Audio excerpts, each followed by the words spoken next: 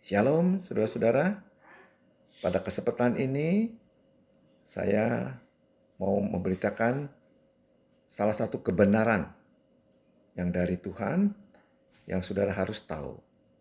Karena ini berhubungan langsung dengan kehidupan rohani kita sekarang ini. Ini tentang Allah kita. Nah, karena ini tentang Allah kita, maka sekarang sebelum kita lanjutkan, kita berdoa dulu, minta pertolongan Allah Roh Kudus, supaya Allah Roh Kudus menerangi hati kita, supaya kita bisa terima kebenaran ini. Mari kita berdoa. Bapa, di dalam nama Yesus Kristus Tuhan, kami percaya pengurapan Allah Roh Kudus turun sekarang ke setiap kami yang melihat, mendengar video ini. Tuhan sendiri yang mengurapi kami. Kami semua dijamah Tuhan. Sehingga kami dapat mendengar firman-Mu ini. Menerima kebenaran ini. Dan kebenaran ini menjadi kenyataan dalam hidup kami. Terima kasih Bapa. Di dalam nama Yesus Kristus Tuhan. Amin. Shalom saudara. Kita mulai ya. Allah kita ini Allah yang kekal. Kekal itu berarti tidak ada waktu. Tidak ada kemarin, sekarang, hari ini. Tidak ada. Kekal itu kekal. Tidak ada waktu. Allah itu Allah yang kekal. Kita manusia hidup di alam fana. Ada waktu. Ada 1 hari, setahun, 2 tahun, begitu. Jadi paralel. Nggak nyambung. Allah kekal, kita fana. Nah, bagaimana caranya supaya kita bisa nyambung dengan Allah?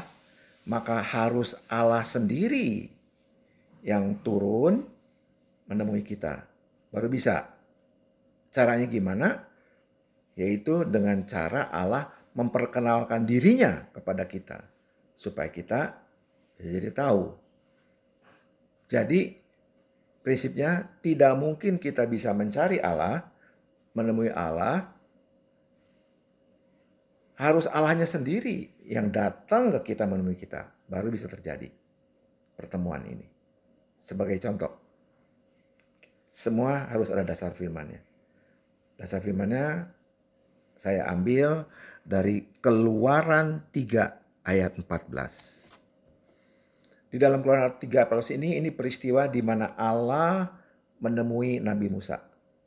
Waktu Allah menemui Nabi Musa, karena itu baru pertama kali terjadi, Musa tuh kalau pakai bahasa dari bilang gini, siapa engkau Tuhan? Namamu siapa? Langsung Allah menjawab Musa dengan kata-kata yang aneh. Allah bilang begini. Ini saya kutip bagian pentingnya aja. Ini adanya tertulis di Keluaran 3 ayat 14. Nanti saudara baca lagi di rumah. Keluaran 3 ayat 14. Allah jawabnya tuh seperti ini. Aku adalah aku. Itu jawab Allah kepada Musa. Waktu saya pertama kali mendengar jawaban Allah ini, saya juga tidak mengerti kenapa. Harusnya kan kalau menurut kita nih, logika kita sebagai manusia, waktu Musa nanya siapa engkau Tuhan, siapa nama Allah, harusnya kan Allah ngomong gini, akulah Allah yang maha kuasa, pencipta langit bumi ini, penguasa alam semesta ini. Kira-kira harusnya begitu kan? Tapi Allah enggak. Dia jawab begini, aku adalah aku. Saya juga nggak mengerti tadinya waktu. Kenapa? Akhirnya dengan pertolongan Tuhan, saya baca terjemahan Alkitab, terjemahan bahasa Inggrisnya. Di dalam terjemahan bahasa Inggrisnya, aku adalah aku ini tertulis seperti gini. Ini terjemahan bahasa Inggrisnya. I am who I am. Nah, waktu saya baca ini, tiba-tiba saya dapat pencerahan, baru saya mulai mengerti bahwa kenapa Allah itu bilang I am who I am. Kenapa?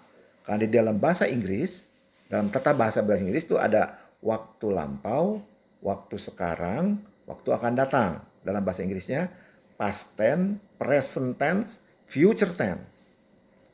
Waktu Allah menyatakan diri kepada Musa, dia bilangnya begini, I am who I am.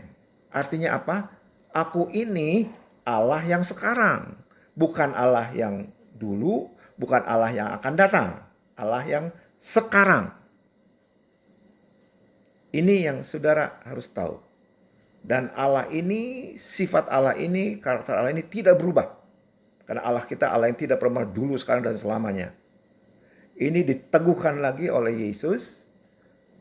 Bahwa Yesus bilang, berkata, Yesus Kristus dulu, sekarang, dan selama-lamanya tidak berubah sama.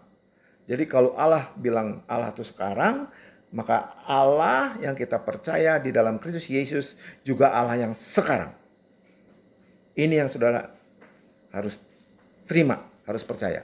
Terimalah kebenaran ini dalam hati kita, bahwa Allah Roh Kudus yang sekarang ada di hati kita ini adalah Allah yang sekarang. Bukan Allah yang kemarin, bukan Allah yang besok, Allah yang sekarang. Nah, kalau kita sudah terima kebenaran ini, maka ini ada lanjutannya, follow up-nya. Akibatnya, kalau Allah itu sekarang ada di dalam hati kita, maka berkatnya juga sekarang. Pertolongannya sekarang. Perlindungannya sekarang. Mujizatnya sekarang. Semua sekarang. Dan yang dari Allah tidak ada yang tidak baik. Semua the best of the best. Makanya terimalah ini sebagai kebenaran di hati kita. Hayati ini. Bahwa sekarang kita hidup bersama Allah melalui Allah Roh Kudus dalam hati kita, dan Allah itu Allah yang sekarang. Jadi kita nikmati berkat Allah ini sekarang. Oke. Kalau kita udah terima ini sebagai salah satu kebenaran, lanjutnya ini. Maka kita harus mengikuti apa yang Tuhan katakan. Selanjutnya Tuhan katakan begini, jadilah kepadamu seperti yang engkau percaya. Matius 8 ayat 13. Saudara baca nanti lengkapnya, Matius 8 ayat 13. Tapi saya ambil intinya, Matius 8:13 itu begini. Jadilah kepadamu seperti yang engkau percaya. Kalau sudah terima kebenaran ini, bahwa Allah ini Allah yang sekarang, kita percaya, maka apa yang kita percaya jadi menjadi kenyataan gitu maksudnya. Percaya dulu di hati, nanti apa yang kita percaya di hati terwujud di dalam kenyataan ini. Kenapa di hati? Karena Allah Roh Kudus ada di hati kita. Kita baca firman-Nya. Amsal 4 ayat 23. Amsal 4 ayat 23. Jagalah hatimu dengan segala kewaspadaan, karena dari situlah terpancar kehidupan. Saya peragakan supaya jelas nih. Waktu kita terima Yesus, percaya Yesus, Roh Kudus masuk dalam hati kita. Roh Kudus ini Allah sendiri, Allah yang sekarang. Bukan Allah yang kemarin, bukan Allah yang besok, sekarang. Allah yang sekarang ini memberkati kita sekarang, melindungi kita sekarang.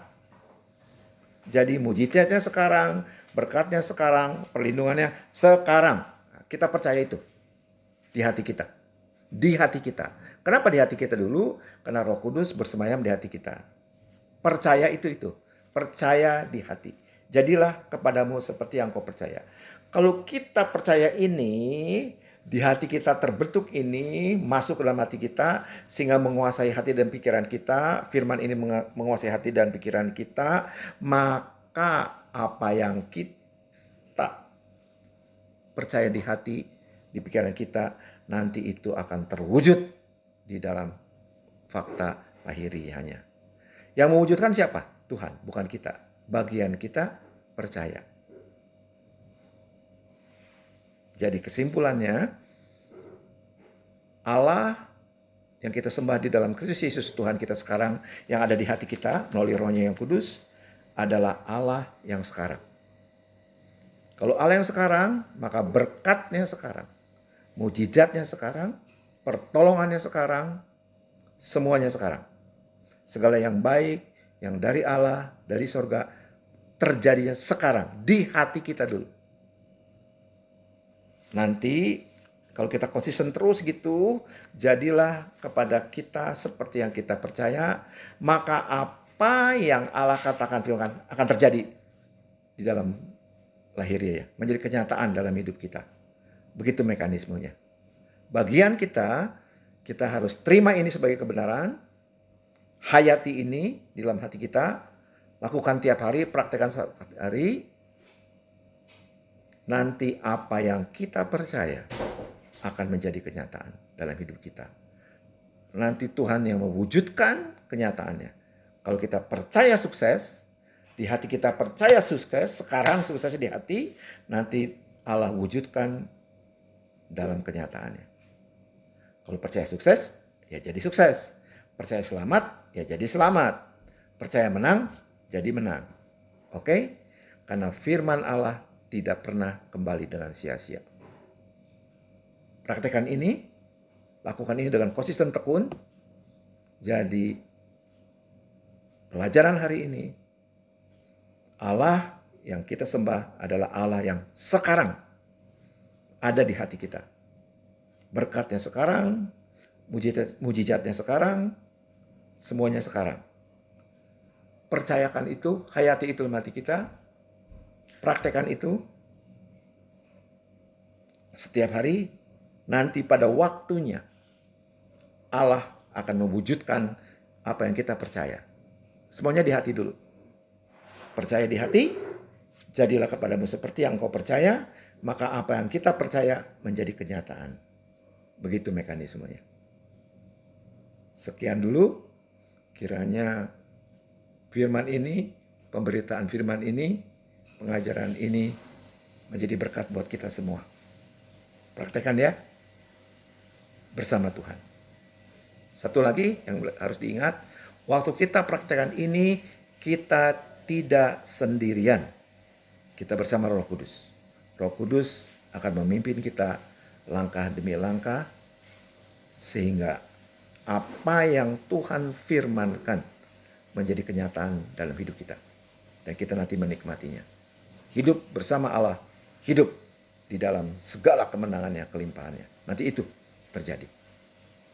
Terima kasih atas perhatiannya. Tuhan Yesus memberkati kita semua.